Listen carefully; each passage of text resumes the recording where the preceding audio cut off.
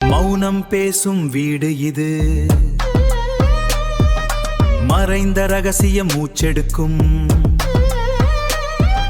சிரிப்பின் பின்னால் நிழல்கள் தினமும் காத்திருக்கும். யார் நண்பர் யார் எதிரி யாருக்கும் தெரியாமல் இருக்கும். அனைத்து உண்மைக்கும் முடிவில் கதவுகள் திறந்திருக்கும்.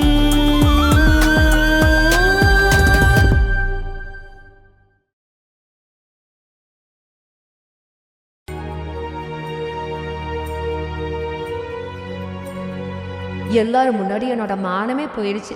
யாருதான் இப்படி லெட்டர் போடுறாங்கன்னே தெரிய மாட்டேங்குது. எத்தனை லெட்டர், பாதியை பிரித்து பார்த்தாலும் பாதிக்குள்ளே இன்னும் என்ன இருக்குன்னே தெரியலையே. அதுவும் இந்த டைம் இத்தனை பேர் முன்னாடி லெட்டர் எல்லாம் படித்து என்னை ரொம்ப அசிங்கப்படுத்திட்டாங்க. இதே இவங்களுக்கு ஒன்று நடந்திருந்தே இப்படியெல்லாம் பண்ணியிருப்பாங்களா? ஒருத்தர் கூட அது ஓப்பன் பண்ண வேண்டாம்னு சொல்லலை. எப்படா லெட்டரை பிரிப்பாங்க, என்னடா நடக்குன்னு இத்தனை நாளாக காத்துக்கிட்டு இருந்திருப்பாங்க போல் இருக்குது. நல்ல வேலை விஷால் ஊருக்கு போயிருக்கிறான். இன்னைக்கு நைட்டு வந்ததுக்கப்புறம் அவங்ககிட்ட என்னென்ன சொல்ல போகிறாங்களோ. எனக்கு இதை நினச்சாவே பயமாக இருக்குது. இப்போ அவனும் என்னை நம்புவானா மாட்டானா? இவங்கெல்லாம் இப்படி ஒன்றுக்கு ரெண்டா அதை இதையும் சொல்லி கொடுத்துட்டே இருக்காங்களே. சி, விஷால் எதுக்கு இதெல்லாம் நம்ப போகிறான்? அவன் எப்போவுமே நம்ம பக்கம்தான். ஆனால் விஷால் இவங்க சொல்கிறதையெல்லாம் நம்பினா யாராக இருந்தாலுமே ஒரு அளவுக்கு தானே பொறுமையாக இருப்பாங்க. இந்த அளவுக்குமா கண்மூடித்தனமாக நம்புவாங்க? அதுவும் அந்த லெட்டரில் எப்படியெல்லாம் இது இருந்தது. யார் எனக்கு எப்படியெல்லாம் லெட்டர் போடுறா? ஒரு வேளை இது அவங்களா இருக்குமோ? எதுக்காக எனக்கு இப்படியெல்லாம் லெட்டர் போடணும்? எல்லாமே வேண்டான்னு தானே வந்தாச்சு. எதுக்காக எனக்கு அவங்க எப்படியெல்லாம் லெட்டர் போடணும்? அவங்களுக்கும் எனக்கும் உண்டானது எப்பவோ முடிஞ்சு போயிடுச்சே. எல்லாமே வேண்டான்னு சொல்லி தானே என்னை வீட்டை விட்டு தாட்டி விட்டாங்க. பின்ன எதுக்காக அவங்க அப்படி லெட்டர் போடணும்? இந்தாடி உங்கள் மாமியாக்காரி அங்க, உங்கள் மாமியாலும் இந்த பந்தாக்காரியும் எந்நேரம் வாசல்லையே குத்த வச்சு குடியை கெடுக்கிற நாயம் பேசிக்கிட்டு இருப்பாளுங்க. ஒருத்தையும் காணலையே. அவங்க கௌரி நீ வீட்டுக்கு தான் போயிருப்பாங்கன்னு நினைக்கிறேன். அவன் எங்கேயோ போயிட்டு போறா. எனக்கு வீடு வேணும் முடிய இவன் காலி பண்ணவே மாட்டேங்கிறா. அவங்க மாமியாக்காரி அப்படியே இருந்துக்கலாம்னு நினைப்பாவாள. ஓ, அப்ப இன்னும் உங்க 2 பேத்துக்கும் சண்டை தேரலையா? வீட்டை கண்டிப்பா காலி பண்ணியே தான் ஆகணுமா பாட்டி? நான் கூட நீங்க சமாதானம் ஆயிட்டீங்கன்னு தானே நினைச்சேன். இல்லையம்மா, அது ஒரு சின்ன சின்ன மனஸ்தாபங்கள் இருக்கத்தான் செய்யும் சொந்த வந்தத்துக்குள்ள. இருந்தாலும் எனக்கு வீடு வேணும் இல்லம்மா. இம்பிட்டு பெரிய வீட்டை விட்டுப்புட்டு அந்த சின்ன குடிசைக்குள்ள போய் நான் தங்கிக்கிட்டு கிடக்கேன். எனக்கு தேவை கிடையாது. ஆனா என் மகன் வேணும் வேணும்னு ஒரே ஓரியாட்டம் போடுறியான் வித்யா.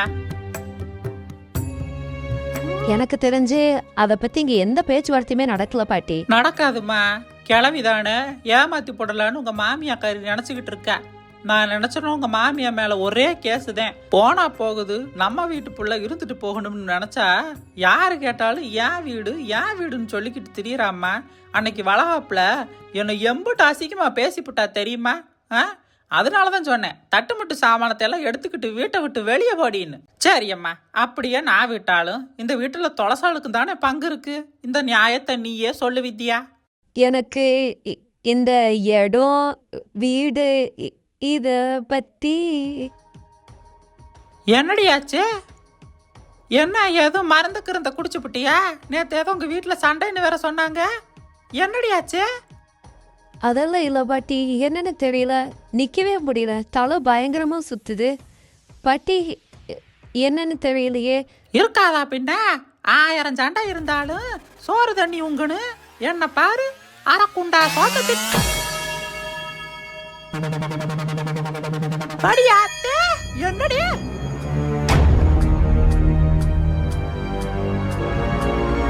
இந்தாடி கோகுலா, ரஞ்சினி, சரோஜா, கவி, யாராவது வாங்கடி. இந்த வித்யா மயக்கம் போட்டு விழுந்து விட்டா ஏதோ மருந்து கிருந்த குடிச்சிட்டாளான்னு தெரியல. வாங்கடி. ஒரு வேளை இது அதான் இருக்குமோ? அட ஆமா, அடி என்னக்கடி இந்த புள்ள மாசமால இருக்கா? தாயே ஓம் சக்தி, என்னால இந்த நல்ல விஷயம் அவளுக்கு போய் சேரப்போகுது. வித்யா எந்திரிமா, எந்திரிடா கண்ணு. வித்யா ராசாத்தி எந்திரிடி. ஐயோ, என்னால எந்திரிக்கவே முடியல பாட்டி சுத்தமா. இனிமேலு அப்படித்தான் இருக்கு. மெல்ல எந்திரிச்சு உக்காரு வித்யா. ராஜாத்தி எந்திரிமா, மேல எந்திரி. நான் எவ்வளவு நேரம் பாட்டி மயக்க போட்டிருந்தேன்? ரொம்ப நேரமா இங்கேதான் கிடக்குறேன்னா. பயப்படாதடி அம்மா, நீ அம்மாவாக போற. ஓம் மாங்கள் என்ன பாட்டி சொல்றீங்க? உண்மையாவா? எனக்கு ஆட்டி, எனக்கு ரொம்ப சந்தோஷமடி. எம்புட்டு சந்தோஷமான விஷயம் என் வாயால நீ கேக்குற. ஐயோ அம்மா, எந்திரிக்கவே முடியலையே. பாத்து வித்யா, பாத்து. இனிமேல் எல்லாம் சூதானமா இருக்கணும் அம்மா. பத்திரமா இரு. இருங்க பாட்டி, நான் அங்க போய் உட்காந்துக்கிறேன். என்னால் நிக்க முடியல. பாட்டி, உண்மையாவே நான் மாசமா இருக்கிறேன்னா எப்படி நீங்க கண்டுபிடிச்சீங்க அத? ஏண்டியா 10 புள்ள பெத்தவ எனக்கு தெரியாத? நீ முழுகாம இருக்கடியே. உங்க மாமியாட்ட அன்னிக்கிட்ட உன் புருஷன்கிட்ட எல்லாத்திட்டையும் சொல்லு போய். யாரு இவங்க கிட்ட?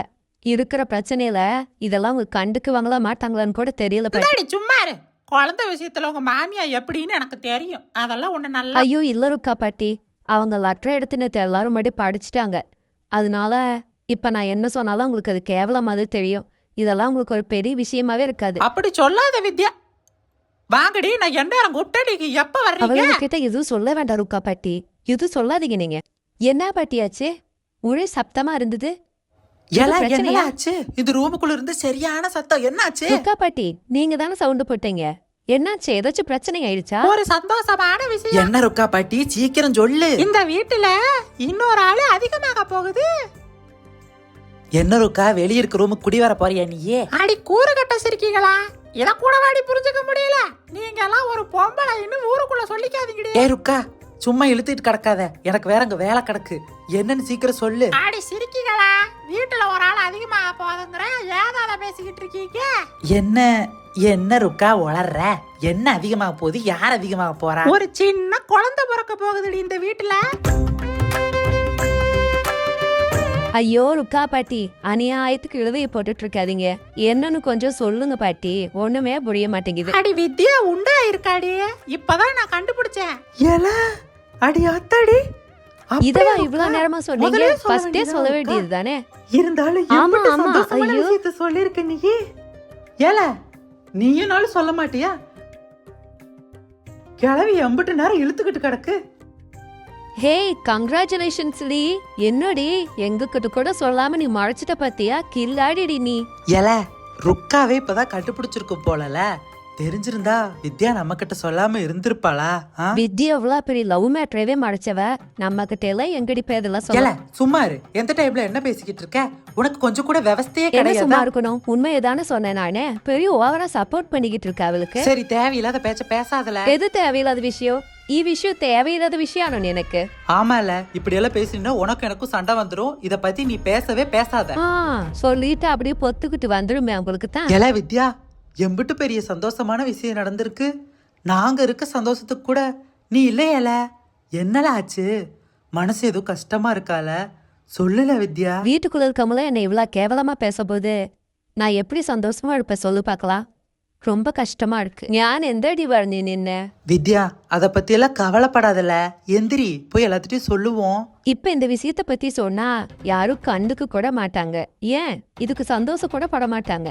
நீயும் நானும் மட்டும்தான் இதுக்கு சந்தோஷப்படணும். மிஞ்சி மிஞ்சி போனா விஷால் சந்தோஷப்படுவான், அவ்வளவுதான். இதுதான் உண்மை.